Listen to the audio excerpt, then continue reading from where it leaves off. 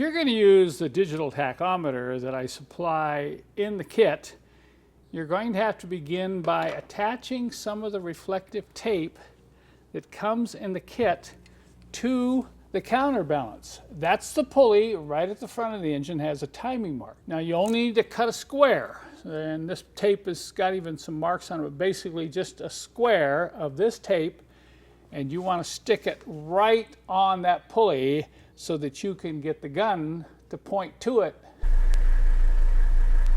I'm inside the car letting it warm up, and I thought I would check and see what the tachometer reads before we use a digital tack. Look, it's about 700, 750 RPM, holding steady, and I'm feeling it. You know, I know a lot of you say, who needs a tachometer? I can do this by feel. Well, that may be true if you've been around these diesels a lot, and I agree, but for those of you like the security of knowing what it really is, let's go out and check it with the digital tack.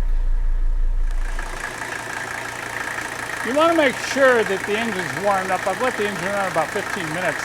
So leave it on there for 15 seconds and see what we got. 681 RPM. Wow, that's really close to what it was saying inside. And to me, that's almost a perfect idle for these old diesels. For the sake of testing, let's just say this engine was not idling properly. It was idling too slow, shaking a lot, idling too fast. How do you go about adjusting it? Well, this is the tool you're going to need. I mean, there are some other ways to do it without this tool, but let me tell you, it is really easy. I've adjusted hundreds of these engines over the years. Finally decided to use this, and really makes the job easy. You can probably adjust your idle speed in just a couple of minutes. But what is the ideal idle speed for these old diesels? You know, you're going to get these opinions on these forums all over the place. You know, it's been recommended, you know, the factory around 700 RPM. You can see we're real close with this engine, but sometimes that's not the best idle speed. And you say, what do you mean? That's the factory recommendation. Well, what's the factory recommendation? Was 800 or 600. I found that generally between 650 and 850 in that range is what you want to work on. But if you have an old tired engine, or you have a transmission that's dragging, you may have to up the idle speed to get the engine to run smooth.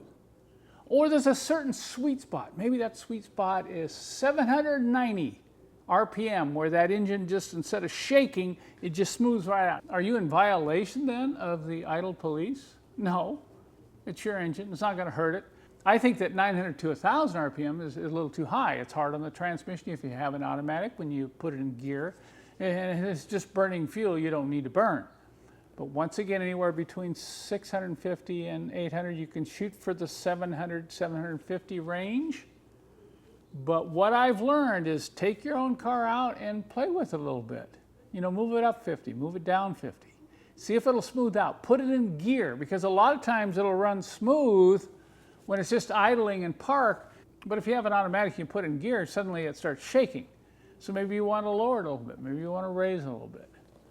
So I just want to encourage you, don't be afraid to experiment as long as you stay within that lower range. And I think you're going to find when you go to set your idle speed with this tool, it's going to put a big smile on your face.